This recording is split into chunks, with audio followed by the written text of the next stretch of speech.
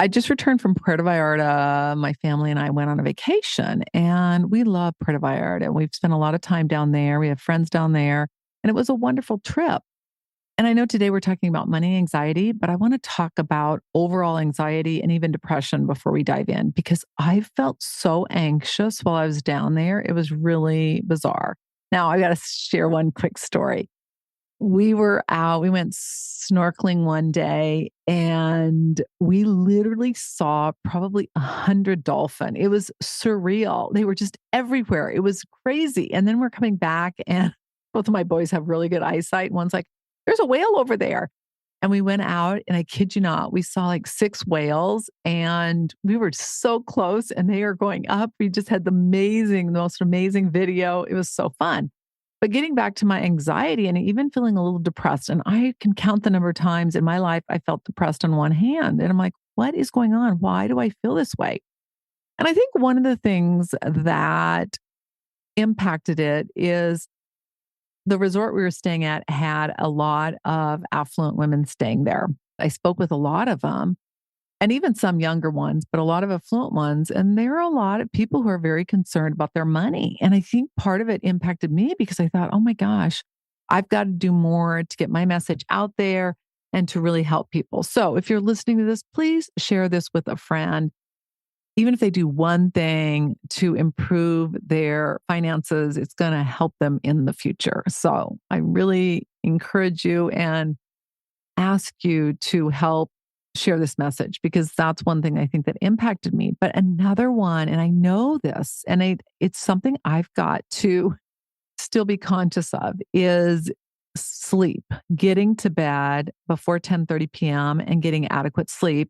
And part of that also includes not eating late. Like one night we ate late and it just caused my entire sleep to be completely disrupted. Another one is for me, no sugar and low carbs. Now, I have blood sugar problems. That would include alcohol. And one day I drank more than I probably drank in the last 3 years. It's just being conscious. Instead of having a drink, just having water. And then the third and final one, but most certainly not least, is eating a clean diet. So I've been back now for a day and a half and I feel like a different person. Getting great sleep, got up this morning, had a phenomenal workout, great walk, back to my eating protocol. It's amazing, but not surprising how well I feel. The reason I wanted to bring that up is, first of all, to let you know, I, just like you, share different types of issues that I'm going through. And it can be hard to deal with money anxiety if we have anxiety about other things. And so making sure that we've got a solid foundation in our lives is the first step. Hi, my name is Annette Ba'u, your host of the Wealth Inside and Out podcast. I'm a certified financial planner and founder of the Millionaire Insider. For over 30 years, I have been advising and researching the top 1% of millionaires, and I am passionately obsessed with money, mindset, and the intersection of self-worth and net worth, and how the two connect and allow us to live fulfilled and wealthy lives on our terms. I'm a Midwestern girl who had a dream, began investing $25 a month 35 years ago, and today have a multi-million-dollar net worth. I teach the tried and true that only someone with over 3 decades of experience advising millionaires would know. This podcast is different, about much more than money. We talk about mindset, success, money blocks, worth barometer, and all aspects of money and topics from practical manifestation, along with real-world how-to and everything in between, with the goal of making your journey easier and more fun. Think of this as coffee, actually matcha tea, learning real-world common sense money and life advice from a BFF that you can start applying today. If you want to create a financially free life you love, you are in the right place, my friend. This is the Wealth Inside and Out podcast. Today's free resource is our money mindset guide. You can go to themillionaireinsider.com/MMG. In this resource, I share 35 years of insight on how to master your money and mindset. And if you want to learn how to manage your anxiety and your money and your mindset, you're going to love this resource. But it basically provides you the foundational steps on what you need to do to create a fulfilled and wealthy life. And what people that do create that do differently. If you want 3 decades of research and insight on money scripts and mindset mastery, you're going to love this resource. Again, themillionaireinsider.com/MMG. And it's a great resource for people that are dealing with money anxiety because it deals a lot with the mental side of money, which can be more exhaustive than the actual doing it. So just be aware of that. All materials and intellectual property are copywritten by themillionaireseries.com. This information is not intended to replace any advisor or specialist or to provide any investment, financial, tax, retirement, or any planning or healthcare advice. All participants agree to hold millionaireseries.com and its affiliates harmless for results achieved or not achieved. For today's show notes, you can go to themillionaireininsider.com/44. So let's dive into 3 steps to manage anxiety about money. Money anxiety is also referred to as financial anxiety, and financial stress is one of the primary sources of anxiety, and it's impacting more people now than ever before. 40% of Americans share that they worry about money, and worrying about money in excess is now referred to as money anxiety disorder or MAD. In the American Psychology Association's 2022 Stress in America survey, they found that 87% of people who participated in the study shared that inflation was one of their greatest sources of significant stress. The researchers also found that no other issue has caused this much stress since the survey began in 2007, meaning money stress. The rise in prices from basic essentials like food or gas or electricity is impacting all levels of wealth. And anyone who's paying attention is aware of it and even concerned about it. When money and financial concerns cause ongoing stress in your life, what ends up happening is you begin to experience some feeling of anxiety. And the anxiety can negatively impact so many aspects of our life, as well as the quality of our life.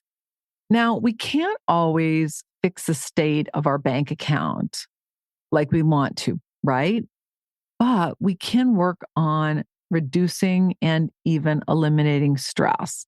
Steps to manage money anxiety are so important and really to manage all anxiety. But today we're talking about money anxiety, but hopefully this is going to help you both with money anxiety as well as overall stress. And I will link to an episode I did on reducing anxiety in the show notes.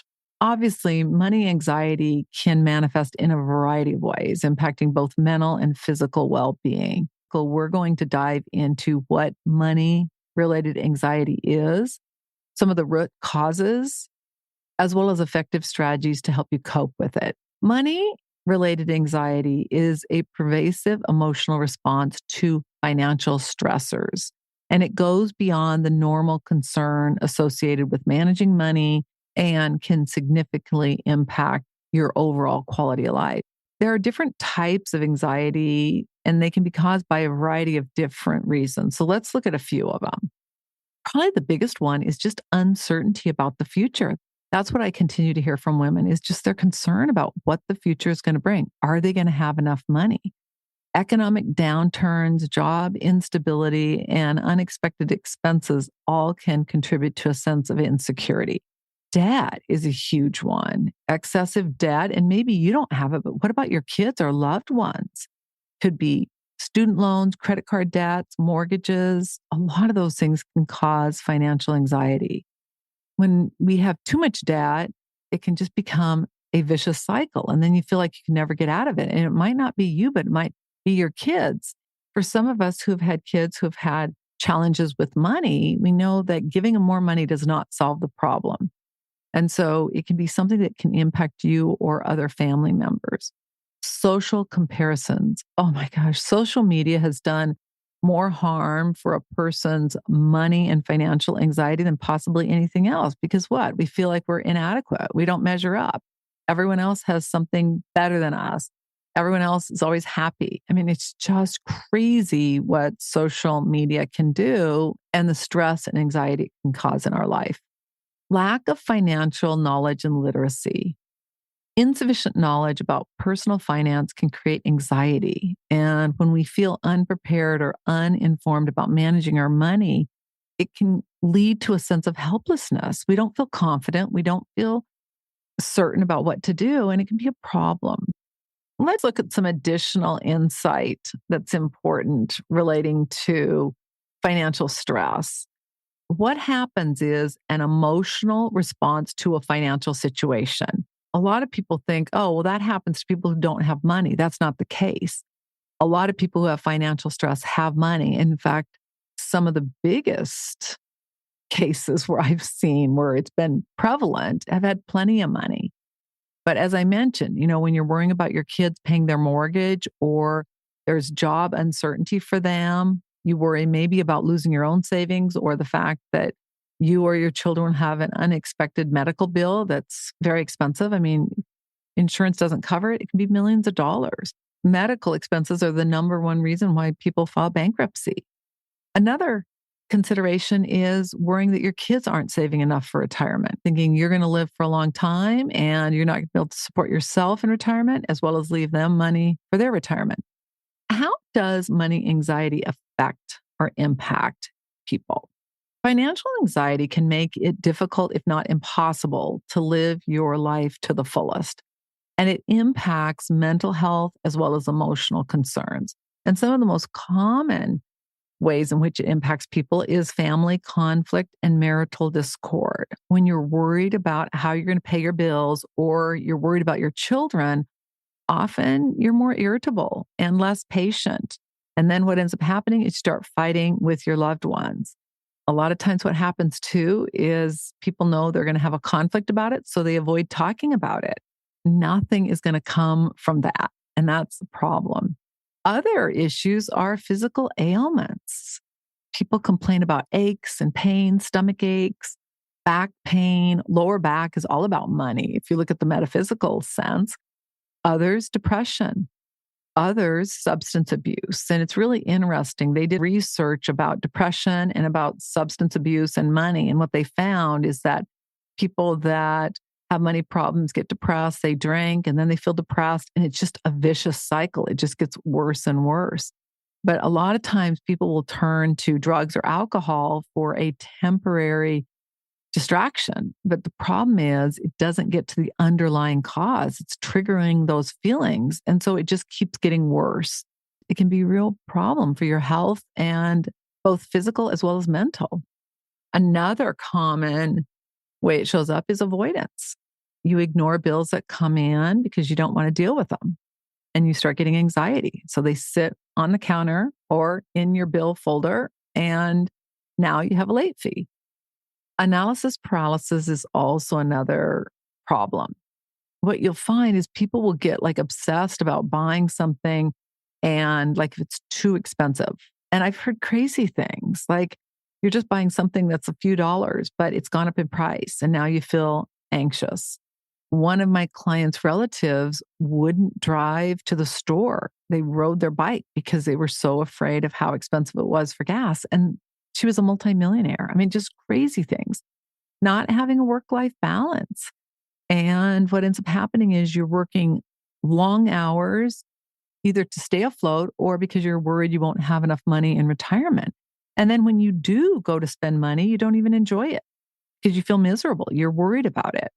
Another one is rigidity.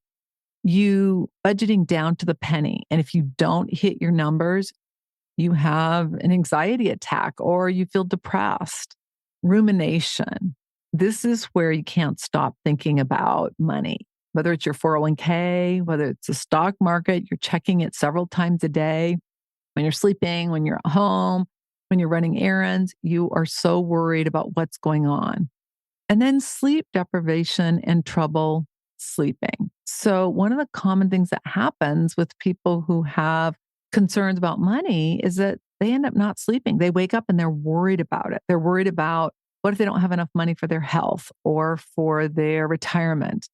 It can wreak havoc on your health, your memory, and your mood.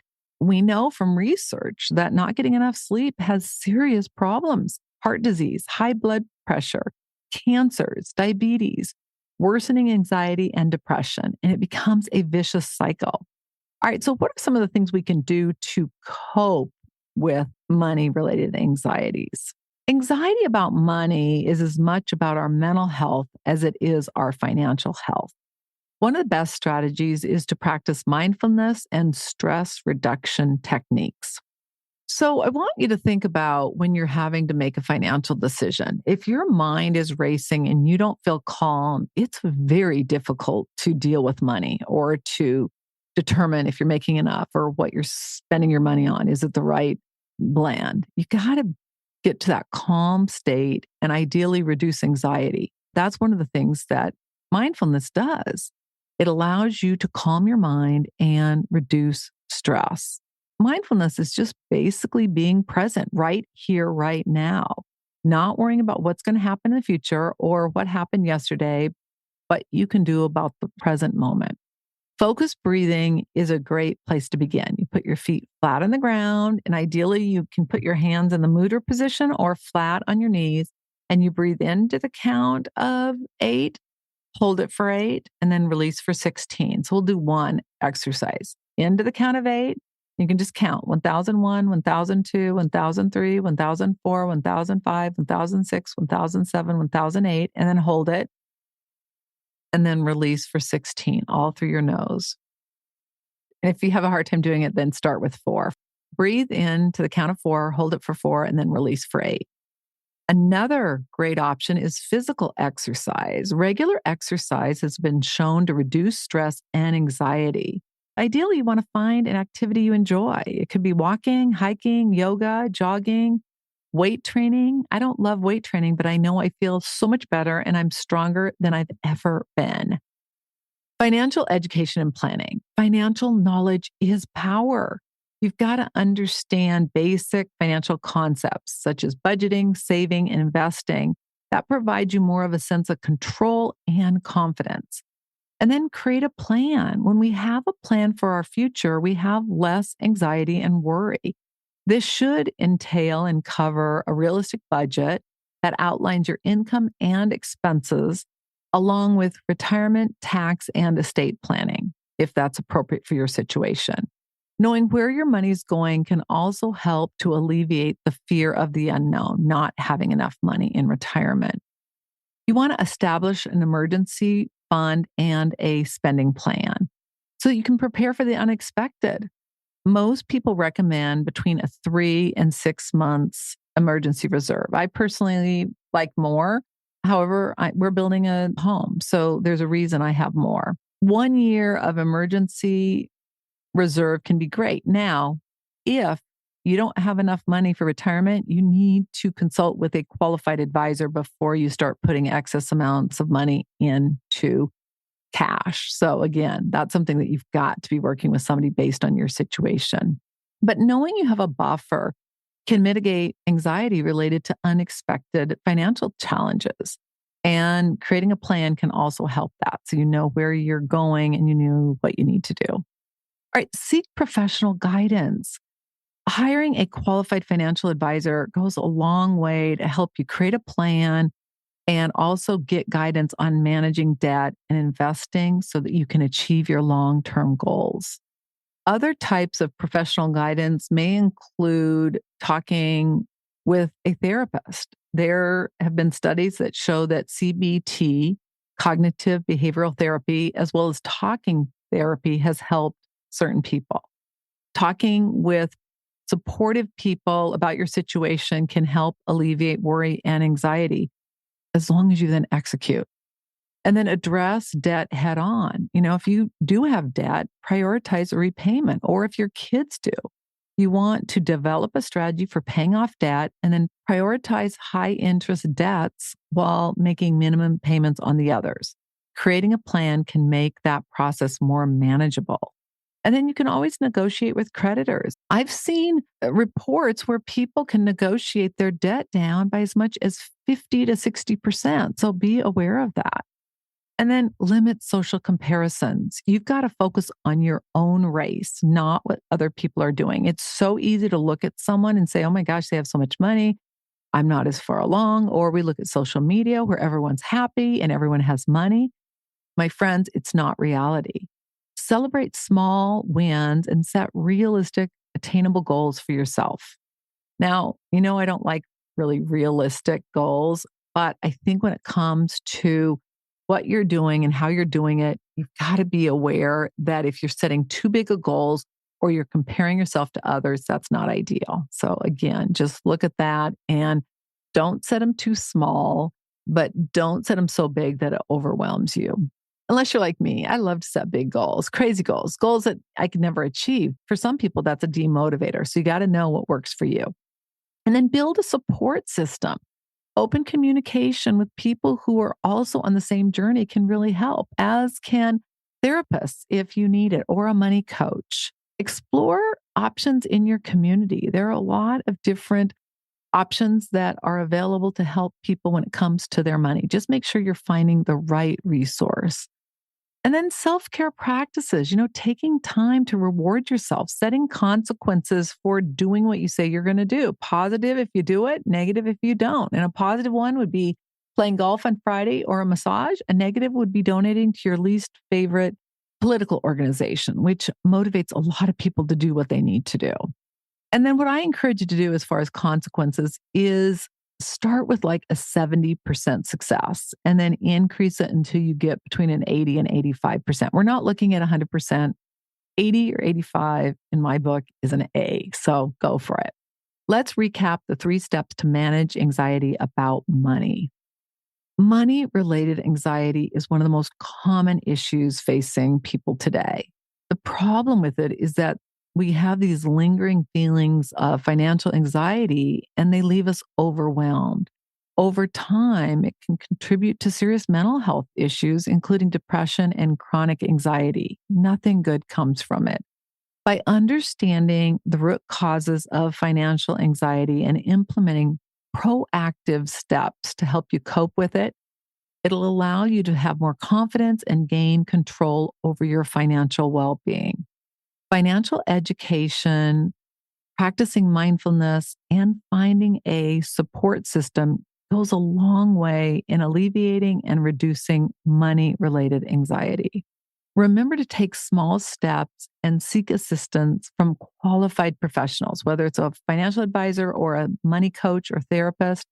Is going to help you to create a plan so you can stop worrying about money and start enjoying your life. So there you have it, my friends. If you love the content of this podcast, please follow and subscribe to our channel so you get notified of episodes, and also give us a 5-star review and share a comment. We really appreciate it. Congratulations on taking another step to create a financially free life you love. If you're not sure about your financial future or that it's in order, or you are ready to stop worrying about money, or possibly the fear of becoming a bag lady, ending up broke in retirement, or you simply are ready to know your financial house is in order so that you can have a bright financial future, please go to themillionaireinsider.com/NSF. And that doesn't stand for non-sufficient funds. It stands for Next Step Finance. It's the next best step of what you need to do so you can avoid an NSF notice in your future. Again, themillionaireinsider.com/NSF. The number of women who were not broke or poor while working or married is staggering. The entire mission of the Wealth Inside and Out podcast is to ensure you have the information for you, your family, your friends, anyone who's willing to listen to it and apply it so that you can create a financially free life you love. Again, themillionaireinsider.com/NSF. Until our next episode, take one action that will help you create a financially free life you love. I want to thank you so much for joining me for 3 steps to manage anxiety about money. I'm Annette Ba'u, host of the Wealth Inside and Out podcast. All international copyrights are reserved. Bye for now.